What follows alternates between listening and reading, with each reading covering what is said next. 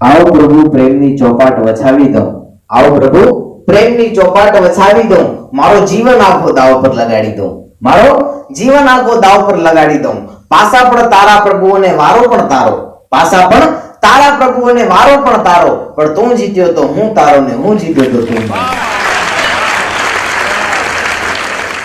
જિંદગીની અંદર હાસ્ય ગમે જગ્યાથી મળી જાય સાહેબ, પણ આજકાલ ટ્રેન્ડ આલી રહ્યો છે, ટ્રેન્ડ. હા, તમે જોઈ રહ્યા છો આજુબાજુ જે માણસ જુઓ એ સેલ્ફી. હા, ભાઈ હોય, બેન હોય, છોકરા હોય, છોકરી હોય, નાના છોકરા પર સેલ્ફી હોય. હા, જે જુઓ હાથ લાંબો હોય સેલ્ફી, અને એમાંય બેનો તો હદ કરી છે. હા, જ્યાં મળે ત્યાં આમ હાથ ઊંચું કરીને સેલ્ફી. ક્યારેક ક્યારેક તો મને બીક લાગે છે, આટલી બધી સેલ્ફીઓ લે છે, ડાબાથી જમણા મોટો ન થઈ જાય એટલી સેલ્ફી. અને એમાં વળી મોઢા કેવા બનાવે, આપણને એમ થાય બેનને લખવો દ્યો છે. એમાં વળી ડે એવા નીકળ્યા છે, કેવા ને કેવા ડે હો. નામ સાંભળીને આપણે બીક લાગે. બર્થડે, વેલેન્ટાઇન ડે, પછી ફ્લાવર ડે, હજી કેવા ને કેવા ડે આવે. એ બધે લગ્ન પહેલા હોય, લગ્ન પછી ડે બંધ હોય, પછી ધણી વિખાયેલો પડ્યો હોય, પછી આમ ડે ચાલતે, પાણી દે, માતાની ઘોડી દે, ખાવા દે, શાંતિથી જીવા દે તો થાય. બધું બદલી જાય. મારા કાકા એવા જ છે. હા, હમણાં હું ને મારા કાકા બંને જણા બસ ની અંદર બેઠા, તો કંડક્ટર જોર જોરથી બૂમા બૂમ કરે, એ ભાઈ જેમની પાસે છૂટા ન હોય મહેરબાની કરીને ઉતરી જાય હો, છૂટા ન હોય ઉતરી જાય. મેં મારા કાકાને કીધું, મેં કીધું કાકા છૂટા તો છે. કાકા કે આવા કંડક્ટર ઘણા આવ્યા, તું અંદર બેસ.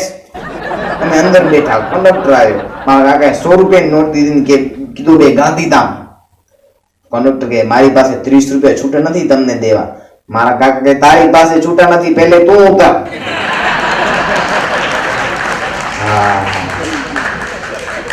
કંડક્ટર ને નીચે ઉતાર્યો. વિચિત્ર છે આ. મને કે દીક્ષિત, પહેલેના જમાનામાં અને આજના જમાનામાં કેટલું ફરક છે? મેં તો કાકા શું ફરક છે? મને કે પહેલેના જમાનાની અંદર કૃષ્ણ ભગવાન વાંસળી વગાડતા ને તો ગોપીઓ ઘરે ઘરેથી બહાર નીકળતી. મેં કીધું કાકા જમાનું તો એવું જ છે.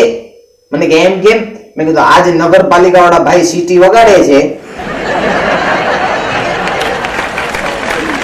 હા, અને બેનો કચરા ડોલ લઈને હાલી નીકળે જો. કેવો જીવન થઈ ગયો છે સાહેબ. હા, હમણાં હું ને મારા પપ્પા મેડિકલ વાળાની દુકાને ગયા. મારા પપ્પા મેડિકલ વાળાને કે એક ઝેરની બોટલ આપો. મેડિકલ વાળો કે આમ કઈ ઝેરની બોટલ ના મળે, આના માટે ડોક્ટર સાહેબ ના કાગળિયા જુએ. જાઓ ડોક્ટર સાહેબ ના કાગળિયા લેતા આવો. ધરમ સોગંદ મારા પપ્પાએ ખીચામાંથી પોતાની લગ્નની પત્રિકા આપી. મેડિકલ વાળાના આંખમાંથી જળજળી આવે. મારા પપ્પાને બધ ભરાવીને કે નાની બોટલ આપો મોટી.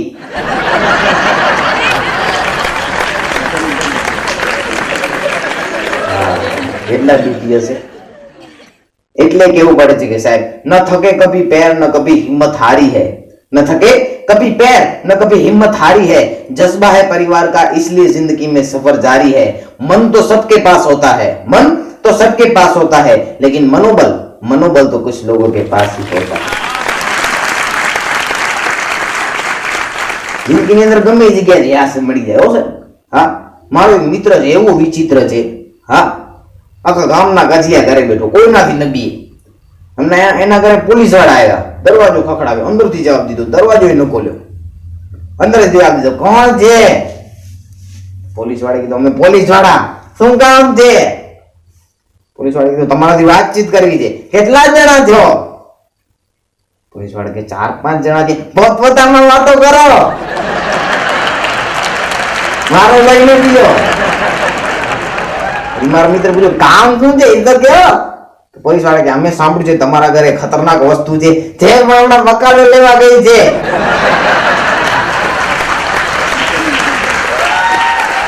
આવા માણસો સુધી પહોંચે.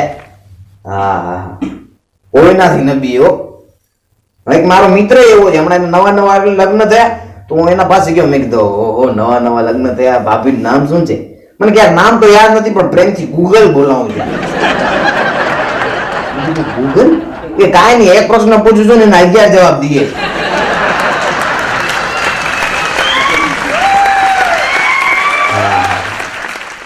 લગ્ન ને 4-5 વર્ષ ત્યાં હું ઘરે ગયો. મેં કીધું આમ અંદર ગયો, મેં કીધું જોયું તો ખરા હવે શું હાલત છે. અંદર ગયો ના સસરાને એવું ગગલાવે, ના સસરાને એવું કે એ કેવી દીકરી છે તમારી, છોકરી છે છકડો છે. આ જમાના શું જો એ ઘરના બધે કામ કરાવે, ઝાડુ કરી નાખો, ફટા કરી નાખો, રાતના મને કે મારા પગ દબાવી દો, કેવી દીકરી છે તમારી. એનો સસરો કે જમાઈદાર તમારા પાસે દીકરી છે, મારી પાસે એની માં છે. સમજો ને તમારી પાસે કટ પીસાવી લાવો તો આખો તો મારી ઘરે બેઠો છે. કેટલા ઘટાડી ગયા છે સાહેબ. હમણાં નીચે આજે મારા બાજુવાળા કાકા આમ સુવાની ટ્રાય કરતા હતા, એમ લેટતા હતા તો નીંદર નથી આવતી. મારા કાકી કે નીંદર નથી આવતી. મારા કાકી કે બાર વાસણ પડ્યા ધોઈ નાખો. મારા કાકા ગાંડી નીંદર માં તો ઓલું છે.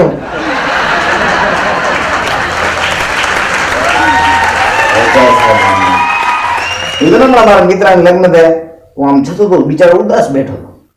મેં કીધું મિત્ર છે પૂછા તો કરવા જાઉં. તો એના પાસે ગયો, મેં કીધું કેમ ઉદાસ બેઠો છો. એ કે કાંઈ નહીં દીક્ષિતભાઈ, લગ્ન કરે ને ત્યારથી હું કંટાળી ગયો છું. શું થયું? કે કાંઈ નહીં, જુઓ કાલની જ વાત છે.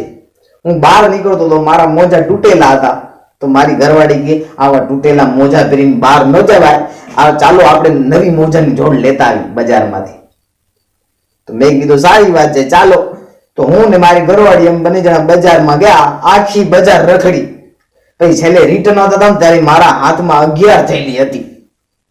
મેં કીધું આટલી બધી મોજાની જોડ લીધી? કે ના ના એવું નથી, એક થેલીમાં એની સાડી હતી, બીજી થેલીમાં એની 4 કુર્તીઓ, ત્રીજી થેલીમાં એના 5 ડ્રેસ અને બાકીની બધીમાં એના સ્વેટર.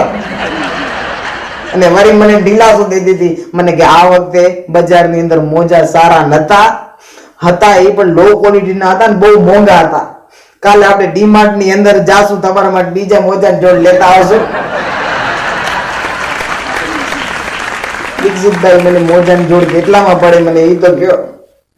એ તો એવું ના હોય, બેનનો સ્વભાવ હોય ખરીદી કરવાનો. મને કે કેટલો સ્વભાવ હોય આસાઓ. ગા શું થયો? મને કે હમણાં હું વિદેશ જવાનો હતો. મેં કીધું હું વિદેશ જાઉં છું. મારી ઘરવાળી કે તમે ભારતની અંદર હો તો મારા માટે સાડી લઈ આવજો. માણસ એમ કે બહાર જાઓ છો બરોબર જમી લેજો, બરોબર રહેજો. મને કે ભારતની અંદર હો તો સાડી લેતા આવજો. દુબઈ જાઓ તો મારા માટે ઘરેણા લેતા આવજો. પછી ફ્રાન્સ જાઓ તો મારા માટે સ્પ્રે લેતા આવજો. મેં હું તો જવાબ આપ્યો દીક્ષિત મહારાજ. મેં કીધું શું જવાબ આપ્યો? મેં કીધું નર્કમાં જાઉં છું. તો મને કે નર્કમાં જાઉં તો વિડીયો કોલ કરજો. મેં કીધું કા વિડીયો કોલ? મને કે મને જોવું છે કે નર્કની અંદર જે ઘરવાળીને ત્રાસ દેતો ને એમનો શું હાલત કરે છે.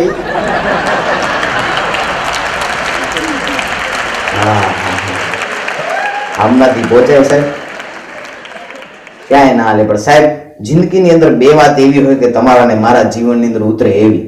હાસ્ય ગમે એ જગ્યાથી મળી જાય. પણ આજકાલનો જમાનો કેવો થઈ ગયો છે સાહેબ, બધે વોટ્સઅપ, ફેસબુક, ફોન ઉપર અને પોતાની નોકરી ઉપર ગાંડા થયા છે. એટલે મને કહેવું પડે છે કે ન તહેવાર સચવાય છે ન વ્યવહાર સચવાય છે. ન તહેવાર સચવાય છે ન વ્યવહાર સચવાય છે. હોળી હોય કે દિવાળી બધે ઓફિસમાં જ ઉજવાય છે. પણ હદ તો ત્યાં થાય છે જ્યાં લગ્નની આવે કંકોત્રી ત્યાં માંડવે પહોંચાય છે. લગ્નની આવે કંકોત્રી ત્યાં માંડવે પહોંચાય છે. 5 આંકડાના પગાર છે પણ પોતાના માટે 5 મિનિટ પણ ક્યાં વપરાય છે.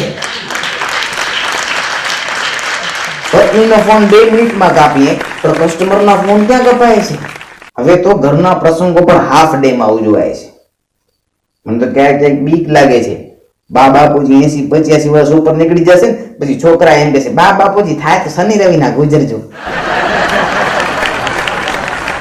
હવે તો ઘરના પ્રસંગો પણ હાફ ડે માં ઉજવાય છે. કોને ખબર આ રસ્તો ક્યાં જાય છે. થાકેલા બધા છે છતાં બધા ચાલતા જ જાય છે. કોઈને સામે રૂપિયા તો કોઈને ડોલર દેખાય છે. બદલતા જતા પ્રવાહમાં આપણા સંસ્કાર ધોવાય છે. આવનારી પેઢી પૂછશે સંસ્કૃતિ કોને કહેવાય છે. ધન્યવાદ.